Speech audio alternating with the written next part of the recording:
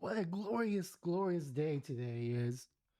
You know, I covered the story when it first happened, covered a similar story that happened. I don't remember the person's name, but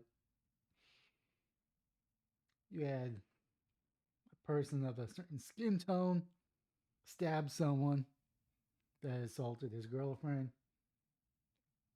The person that he stabbed died and he was acquitted. Well, it wasn't acquitted, the case was dropped. And New York has some really weak self defense laws, and he wasn't supposed to be having that weapon. His case was dis- dismissed. But I took a break from the news. I'm still taking a break from the news. So last week it came to a shock that this case went to trial. I didn't know that. I started paying attention to it when um, on X or Twitter, whatever you want to call it, the jury was deliberating and there were a lot of praying for Penny. It was like Wednesday didn't come back. Thursday didn't come back. Friday didn't come back. On Friday, the judge dismissed the second degree manslaughter case, and it was just the lesser charge.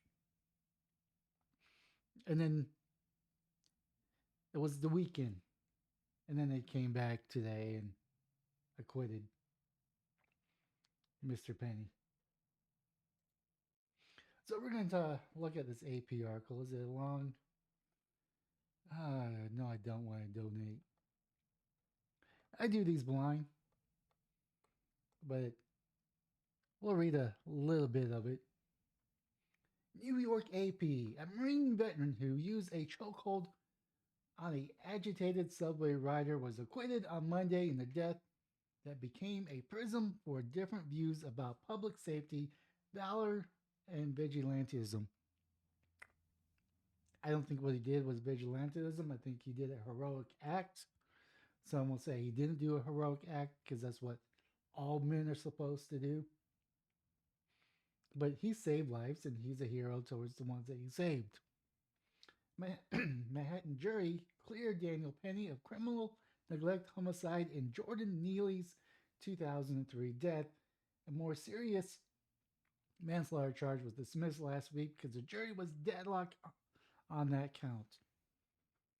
Penny, who shown little expression during the trial, briefly smiled as the verdict was read. While celebrating later with his attorney, he said he felt great. Both applause and anger erupted in the court, and Neely's father and two supporters were ushered out after audibly reacting.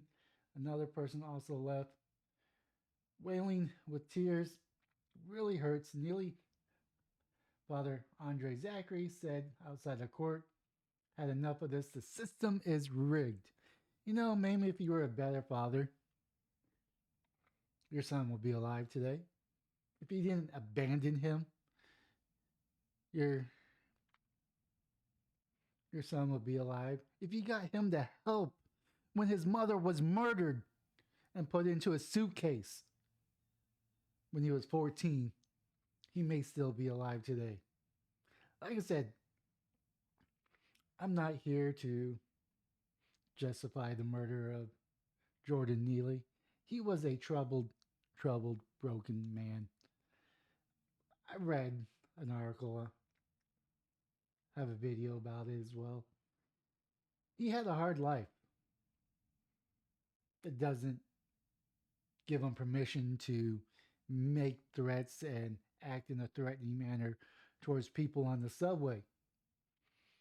Having a mental crisis is no excuse to go threaten people on a subway. I wish he didn't have to die. So that's where I'm coming from. The city of New York failed him and kept failing him. His father failed him. And the city also failed Penny, Mr. Penny, as well. The case amplified many American fault lines among them race, politics, crime, urban life, mental illness, and homeless. Neely was black, Penny was white. Doesn't freaking matter because you had Neely that was acting a menacing and acting threatening, making death threats. You had Penny, a former Marine, acted on those threats to protect people. That is all that is needed. But we live in a society where we can't get past skin tone, ethnic background, and it kind of pisses me off because it shouldn't be about skin tone. But we just won't let the racism die on one side. The poor black man always can't get ahead. So we have to give him every freaking chance in the world because he's black and those evil white people. I believe in Martin Luther King. I have a dream to be judged on the merits of one's actions and not on one's skin tone. I'm paraphrasing, but that was the message of his dream is that people are measured on their merit, not on their skin tone.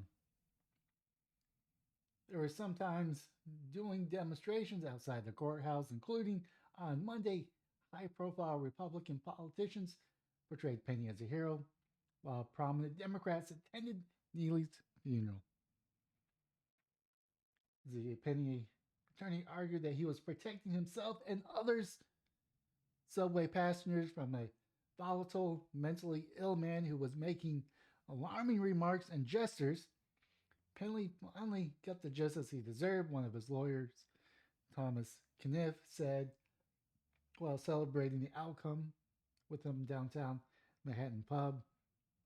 Manhattan District Attorney Alvin Bragg, a Democrat whose office brought the case, said prosecutors follow the facts and evidence from the beginning to the end and respect the verdict. Anonymous jury, which excuse me, which had started deliberating Tuesday, was escorted out to a court to the van. Oh, Penny served 4 years in the Marines and went to study architecture. I thought he was in a medical field. So you're nearly 30, was a sometimes subway performer with a tragic life story. His mother was killed and stuffed in a suitcase when he was a teenager. As a younger man, Neely did Michael Jackson tributes. Tributes? Yeah, who cares? I can't speak today. Complete with moonwalks on the city streets and subway, but Neely also struggled with mental illness after he losing his mother, whose boyfriend was convicted of murdering her. Like I said, he was a broken man at a very young age.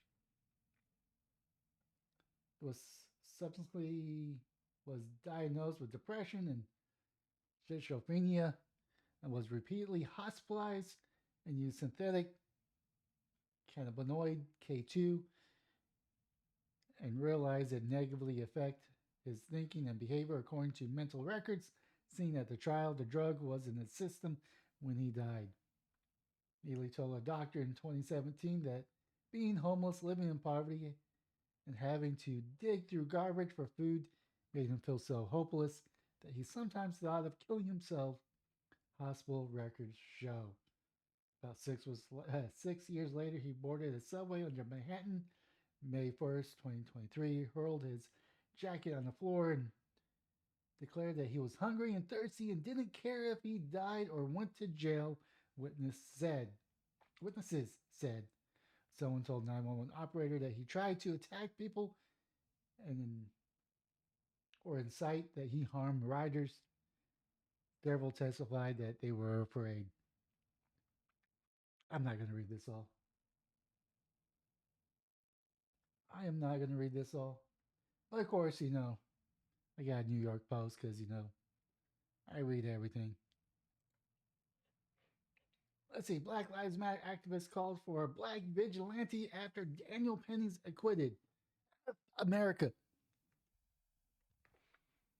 I would say America F, yeah. This is our justice system. I think the justice system got it right.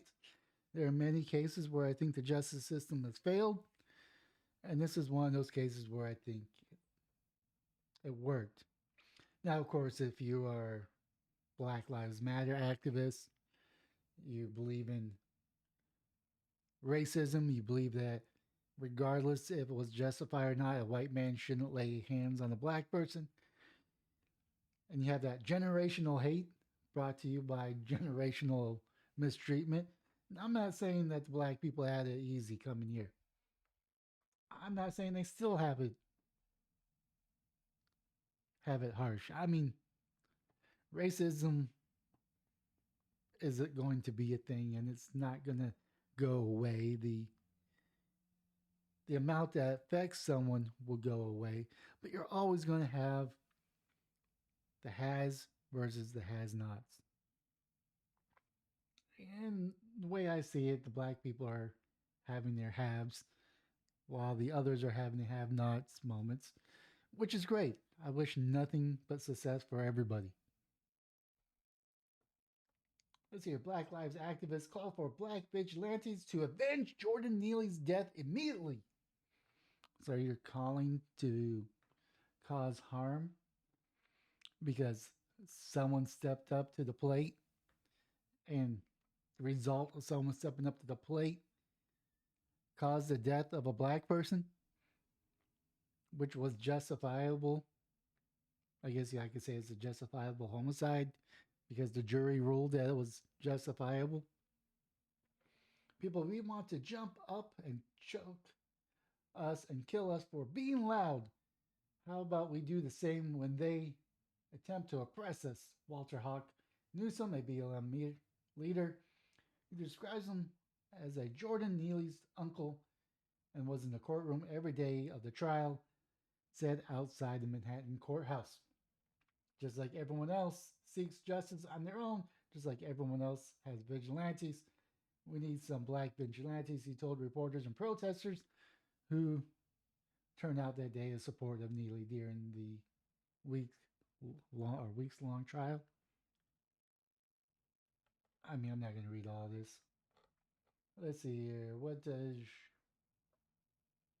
Jordan Neely also addressed the crowd, laminating the watershed verdict? My son didn't have to go through this. I didn't have to go through this either.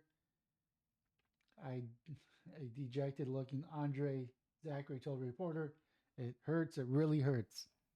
Maybe if you were there for his son at 14 when his mother died, got him the help, got him the therapy, maybe that wasn't an option for you. Maybe it wasn't. It's a different period back then. I mean, he was in his 30s. It's what, 224.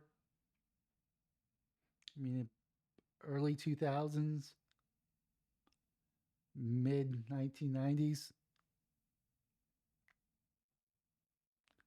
No, it'd be more like 2008, 2010 time frame.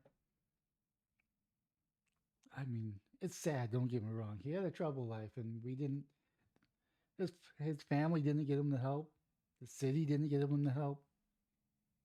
What are we gonna do? What's gonna happen to us now? Had enough of this. Zachary said, "The system is rigged. Come on, people. Let's do something about this. Help the homeless. Get get them the help they need. Give them the help that you failed to give your son." Let's see here. Inside the courtroom, Zachary had to be escorted out while drawing at the audience as applause erupted, just as the jury announced that found Penny not guilty of criminal neglect homicide in Neely's death on Manhattan F train on May 23rd. Wow, I can't speak. Let's see, the distraught father immediately got into a shouting match with someone behind him. He appeared yelled, "You're clapping for my son got effing killed. Sorry for your son's life. I am, but mental crisis doesn't let you off the hook. There's actions and reactions. His action caused a reaction which caused his death. It's tragic. I mean, those were the facts.